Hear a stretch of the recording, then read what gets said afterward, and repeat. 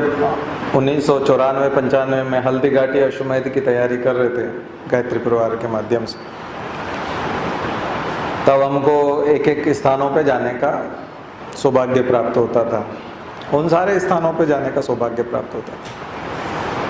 तो राजस्थान के उन हिस्सों में जहाँ पर महाराणा प्रताप का कर्म क्षेत्र था, जहाँ जहाँ महाराणा प्रताप ने संघर्ष किया था, उन स्थानों पर जब जाते थे तो शाम को वहाँ रजवंदन होता था, वहाँ की मिट्टी की पूजा होती थी, और फिर वहाँ से मिट्टी और जल लेते थे हवन कुंड बनाने के लिए। कहाँ के लिए? हल्दी घाटी में राजसमंद में जो एक अश्वमेध यज्ञ होने वाला था, उसके लिए। तब वो जो ऊर्जा महसूस होती थी, उसके लिए आपको एनसीईआरटी की किताबों की जरूरत नहीं थी। उस समय में सब लिखा हुआ था, वही कम्युनिस्ट राइटर ने लिख रखा था। आपको युद्ध के परिणाम को बदलने की जरूरत नहीं है, हिस्ट्री में जाने की जरूरत नहीं है। मैं इसलिए कह रहा था कि जो एक व्यक्ति के लिए हीरो है, महाराष्ट्र के लिए शिवाजी हीरो माने जाते हैं, लेकिन जब हम जैसे जैसे साउथ में जाते हैं तो उस समय के जहां वो जाकर के लूटपाट मचाते थे और जो जिस तरह का आक्रमण करते थे, वहां के लोगों के लिए वो एक विलेन के तौर पे भी थे।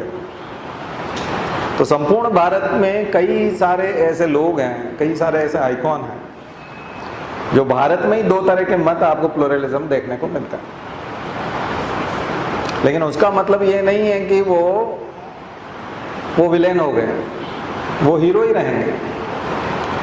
क्षेत्र के हिसाब से तो मैं कुछ पंक्तियां जो है आपको उसकी सुनाना चाहूँगा, जिस समय में हम लोग वहाँ गुनगुनाते थे। तो जब चेतक की समाधि पे जब जाते थे तो जो पंक्तियां चलती थी वो सुनिए।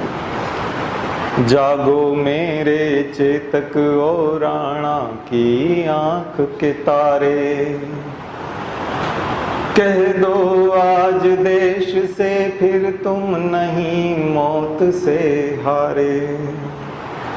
शायद देशद्रोहियों को कुछ लाज इसी से आए, हों कितने बलवान विदेशी देश नहीं डर जाए।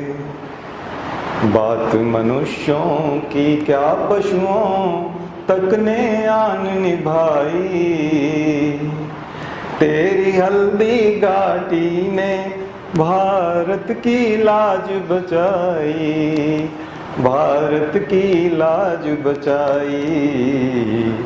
ओ महान मेवाड़ तुम्हारी महिमा जाए न गाई, तेरी हल्दी घाटी ने भारत की लाज बचाई, भारत की लाज बचाई।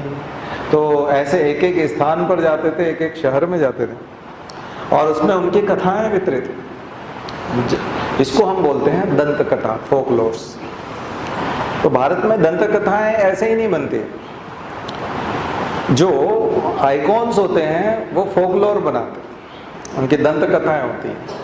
एक पीढ़ी से दूसरी पीढ़ी में ये कथाएं सुनाई जाती हैं, आने वाली पीढ़ी को हस्तांतरित होती है। ये किसी किताब से या कोर्स से और उससे तय नहीं होती, और ये एक तरह से जनमानस के बीच चली जाती है। भीलवाड़ा नाम आपने सुना होगा, राजस्थान में एक स्थान है भीलवाड़ा। उसके लिए जो पंक्तियां थी वो थी कि ओ भीलों के वंश कहाँ तक गाएं कथा तुम्हारी, चुका सकेगा नहीं देश एहसान तुम्हारे भारी। अब ये भीलों के लिए कहा गया था। हाथ कटाकर भी राणा तक रोटी थी पहुंचाई। अकबर की जो सेना के लोग देखते रहते थे, और अगर कोई तो जिस भील को वो देखते थे कि इसने राणा तक रोटी पहुंचाई, उसके हाथ काट देते थे। तो इसलिए उस शहर का नाम पड़ा भीलवाड़ा, भीलों का निवास स्थान था। और भीलों ने मदद की थी, घास की रोटी जो खाने की नौबत आई थी ना महाराणा प्रताप के लिए, ये चीजें। और एक एक स्थान के लिए पूरा जो मेवाड़ है वो उनकी कथाओं से और उससे प्रेरित है। लेकिन हम क्या करना चाहते हैं? हम उनका गौरव स्थापित करने के लिए किताबों का सहारा लेना चाहते हैं। इसका मतलब इतिहास में जाकर के परिवर्तन करना चाहते हैं। हमको वर्तमान को इतना सशक्त बनाना है कि जिससे फ्यूचर में हमारा गौरव बढ़े।